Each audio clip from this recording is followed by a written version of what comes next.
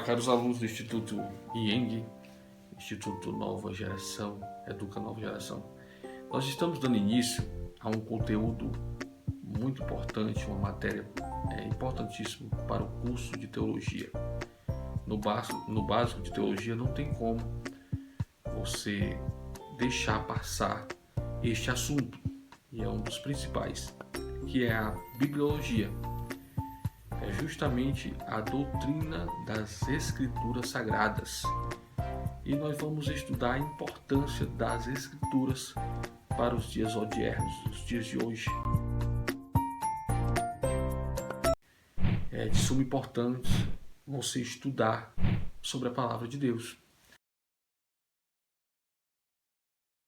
Então nós temos o Bayaf, ele vai nos dizer que não tente tornar a Bíblia importante, pois ela em si mesma ela já é importante. Esta é uma primeira regra que nós observamos.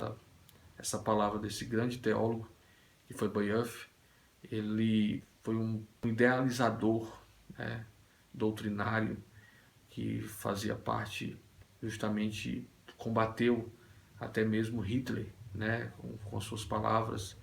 Então, há uma suma importância com relação ao nome de Bayaf.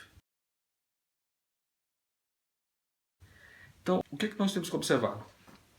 Primeiro de tudo, numa teologia tão contemporânea como os dias atuais, a Bíblia ela tem sido atacada, atacada pelo liberalismo.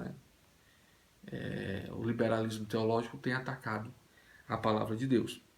E nós vamos demonstrar aqui nesta parte do curso de quais são as formas de ataque que ela tem recebido e regras que são básicas para a palavra de Deus, que não modificam essas regras na teologia sistemática da bibliologia, ok? Doutrina, Nós temos observado que justamente é através desta matéria de bibliologia que podemos se chegar a Deus, e compreender a Bíblia, sobre as coisas da Bíblia. Em primeira parte, nós entendemos que a bibliologia é o estudo dos assuntos inerentes à Bíblia. Nada que fuja deste assunto. O assunto principal é a inerência da Bíblia, os assuntos que estão contidos na palavra de Deus. E nós sabemos que a Bíblia ela é indispensável na área de teologia. Não tem como você estudar teologia sem estudar a palavra de Deus. Então a gente vai embasar o nosso estudo sabendo que a importância da Bíblia, E ela por si mesma ela é importante. Ela é considerada importante, ok? No ministério de Jesus na Terra, Jesus vai dizer que a Bíblia ela é conhecida como a lei, os escritos, os profetas. A Bíblia Jesus vai usando esses termos para identificar a palavra de Deus. No tempo dos apóstolos, a Bíblia era conhecida como Escritura dos Apóstolos. Já os pais da igreja, eles tratavam como o testamento da divina literatura. Então a gente vai observar alguns detalhes sobre a bibliologia. Primeiro, do grego a palavra Bíblia significa livros, E João Crisóstomo, ele é um arcebispo do século V e era um eloquente orador. E ele denominou, ele começou a disseminar o nome das Sagradas Escrituras como Bíblia, ok? Foi justamente no século V, ou seja, no século V, ok? Jerônimo, já na parte ocidental, no mundo ocidental, ele foi o tradutor da Bíblia para o latim, a Vulgata, a chamada Vulgata, era conhecida como a Bíblia na época de Jerônimo, E aí a gente entra sobre a autoria da Bíblia. Quem foi o autor da Bíblia, Nós sabemos que a Bíblia ela foi escrita por homens, Ela foi escrita por homens. Eles receberam a inspiração divina, a inspiração do Espírito Santo, através do Espírito Santo, O apóstolo Pedro, ele compara a Bíblia como uma candeia acesa que brilha nas mais densas trevas, O apóstolo Pedro vai dizer em 2 Pedro capítulo 1, versículo 19 a 21. Né? E que não foram escritas por vontade humana, foi escrita por vontade divina. É isso que o apóstolo vai nos dizer. Ok? Então, a Bíblia é o objeto que Deus fala, né? Deus ele se manifesta de maneira especial e única através da Bíblia, né? E usa quem? Usa os profetas, os apóstolos, né? E nós sabemos que a palavra de Deus ela é única, ela é uma só, porém com estilos diversos, ou seja, cada um tinha uma personalidade, cada apóstolo tinha uma personalidade, cada profeta tinha uma personalidade. Então são autores diferentes, né?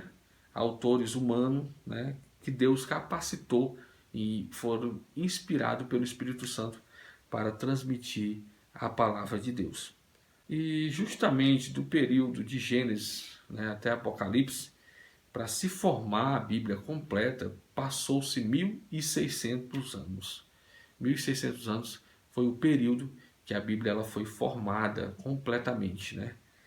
Então, o interessante é que passou anos e mais anos até chegar nas escritas de Apocalipse, ok? E nós não podemos tratar a Bíblia como um livro comum, né? A Bíblia ela não é um livro comum, ela é divinamente inspirada, né? Ela proporciona conforto. E é inexplicável esse conforto que a Bíblia nos oferece, e justamente para a nossa alma, né? E nos causa grande alegria. Tomás de Aquino vai nos dizer que o autor principal da Santa Escritura é o Espírito Santo. O homem foi apenas o seu autor instrumental, né? Foi o instrumento que o Espírito Santo usou, né? Então o Espírito Santo ele outorgou o livro eterno, né? Nós sabemos que a Bíblia ela é esplêndida, é bela, né? E a Bíblia, tudo nela é perfeito, né? Tudo na Bíblia é perfeito. E nós sabemos que a Bíblia ela tem uma literatura rica, né? Literatura ímpar, né? Ou seja, ela é rica o conteúdo, né? Podemos encontrar poemas, nós podemos encontrar histórias eletrizantes. A Bíblia ela é eloquente, né? Os discursos da Bíblia são eloquentes. Então, a Bíblia ela é bem vasta, né? Ela vai nos trazer assuntos importantes para os dias de hoje. É bem atualizada a palavra de Deus, né? E um detalhe importante é que historicamente a Bíblia ela contempla toda a historicidade humana. A Bíblia ela tem esse aspecto, né?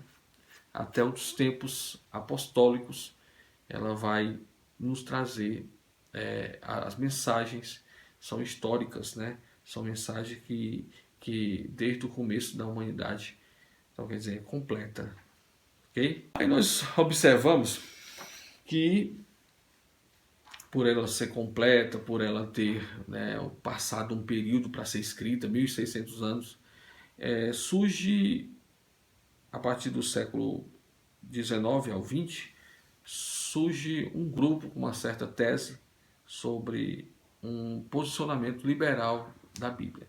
E justamente no período que o liberalismo nasce, foi justamente a partir do racionalismo.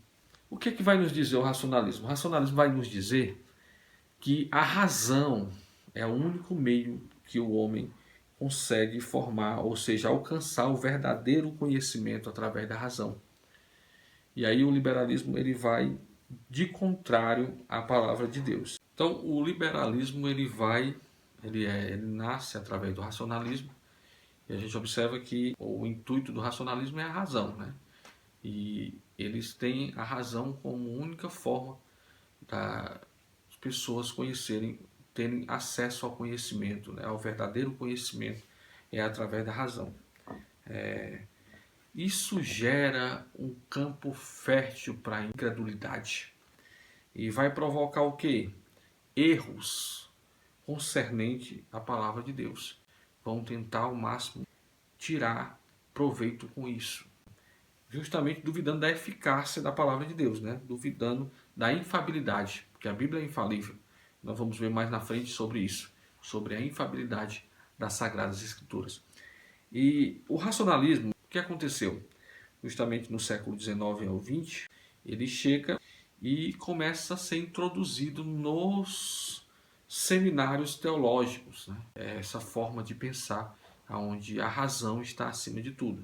A partir daí, as igrejas também, né, começou a receber pessoas com o pensamento do racionalismo, do liberalismo. Então aí o que acontece? São ensinamentos errados, né, que vão de contrário à palavra de Deus. O que eles vão dizer como contraditório, né? Vão dizer que a Bíblia tem contradições morais, vão dizer que a Bíblia tem contradições espirituais, né? E vão dizer que a Bíblia não é tão importante como Lutero e Calvino diziam. Então tudo isso aí são assuntos, né, abordados em até mesmo púlpito de igrejas, né? Existem erros teológicos, erros que cometem e ferem a doutrina da Bíblia, né? A doutrina da Bíblia é ferida por muitos teólogos e até mesmo pessoas que assumiram a razão e o liberalismo como fonte para eles, né? É o meio. Então, quando você tem um meio usando o liberalismo, isso aflige a palavra de Deus. Então, vamos observar, né? O que nós aprendemos? Que justamente a posição liberal vai de contrário à palavra de Deus. Então, observamos que os grandes mestres e doutores, né, que pregam hoje em dia sobre o racionalismo, sobre a razão, né, dando mais importância, saíram justamente de púlpitos, né? Nasceu uma certa incredulidade, né, neles, e isso fez com que eles fossem contaminados por esse liberalismo, ok? E eles abandonaram de vez a doutrina da Bíblia, né? O pensamento que a Bíblia é infalível, né? A Bíblia ela é completa. Eles abandonaram de vez toda a forma de pensar em favor da palavra de Deus. Então eles abandonaram de vez o Evangelho de Cristo, né? Um erro grotesco, e foram para a iluminação, né, da razão acima de tudo, e se esqueceram da palavra de Deus. Os liberais, eles não reconhecem a Bíblia como palavra de Deus, né? Eles resistem justamente ao Espírito Santo quando eles negam a eficácia da palavra de Deus, né? Eles não reconhecem a Bíblia como palavra de Deus. E erroneamente ele diz que a mesma contém a palavra de Deus, né? Contém. Isso quer dizer que ela não é toda a palavra de Deus. E nós, como assembleianos, pentecostais, acreditamos que a Bíblia toda completa é a palavra de Deus. Eles já alegam que a Bíblia contém a palavra de Deus. Na apostila vocês vão observar que existe o nome do teólogo liberal americano Gordon Kaufman, e ele chama a Bíblia de literatura gloriosa. Isso porque eles querem insinuar a limitação da Bíblia como palavra de Deus, né? Ele trata como uma literatura simples, comum, né? Que há uma limitação da palavra de Deus, ok? Aí a gente vai observar que os racionalistas eles têm entrado, infiltrado nos seminários teológicos, né? Os conservadores, aqueles que conservam o verdadeiro, a palavra de Deus, que conservam o verdadeiro evangelho, eles foram diminuindo o número de adeptos, né? E aí surgiu racionalista dentro desses seminários teológicos. Isso foi terrível, né? Durante este período histórico do século XIX, XX, XXI, eles foram abandonando o enriquecimento da palavra de Deus, né? Saber que ali era a palavra de Deus, que é a palavra de Deus, saíram dessa fonte e foram justamente virando liberais, né? Entrando para outra linha de raciocínio.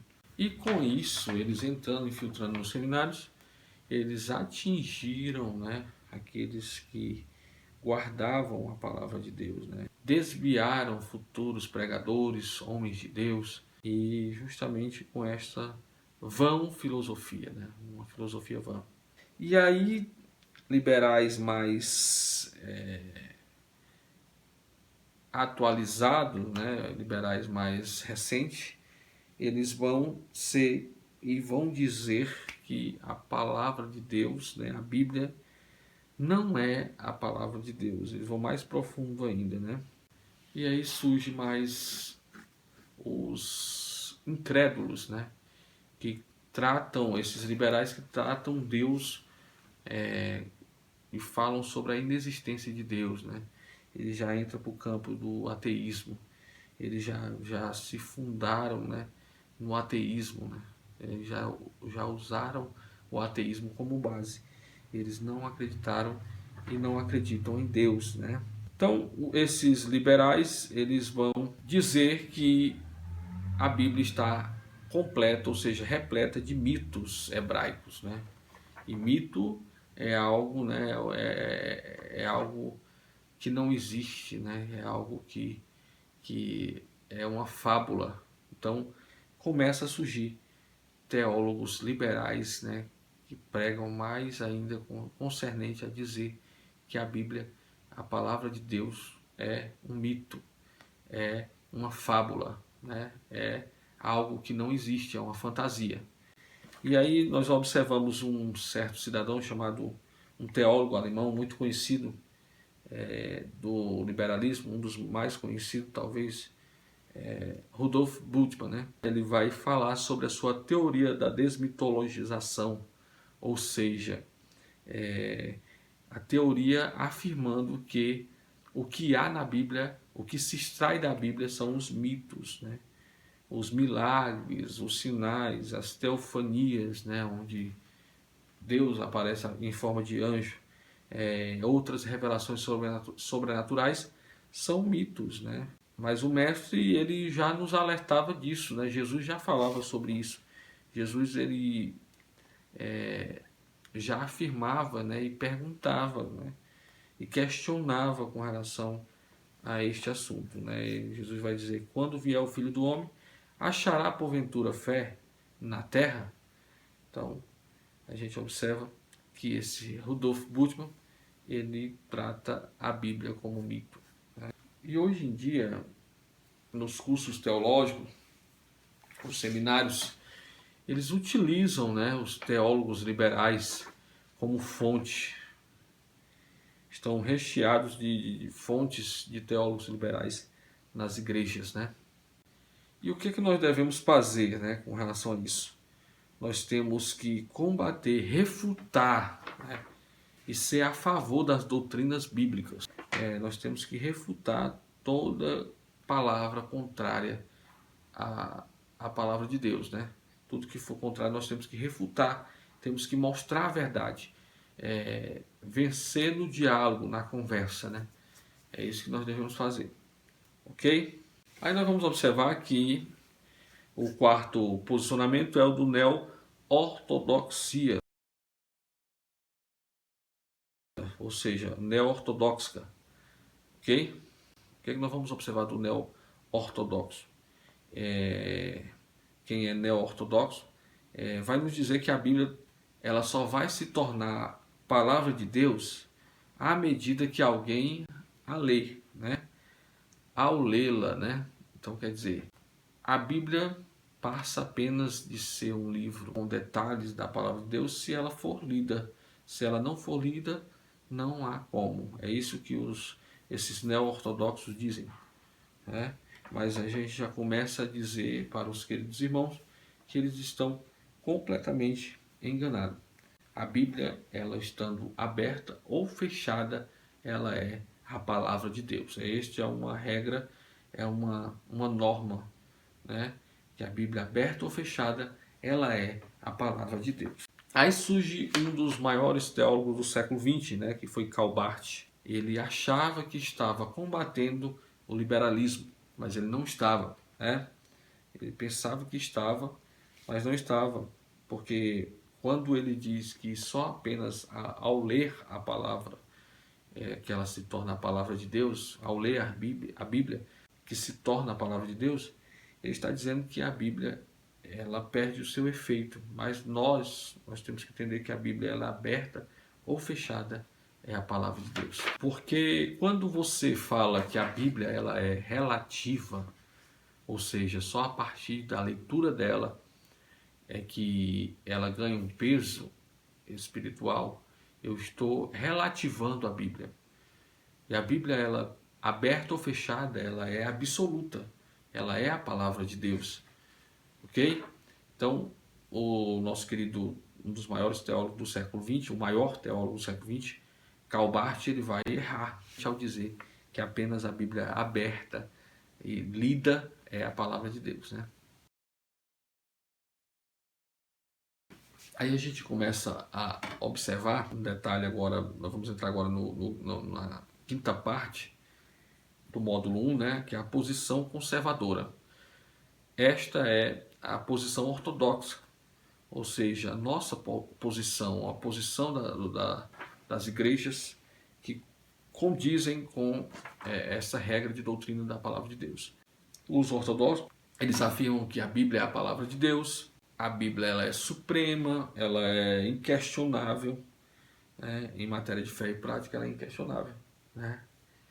Aí a gente vai observar que no século II, um dos pais da igreja, Tertuliano, ele vai dizer que os governantes, né, Marcião, ele vai de encontro contra a palavra de Deus, né?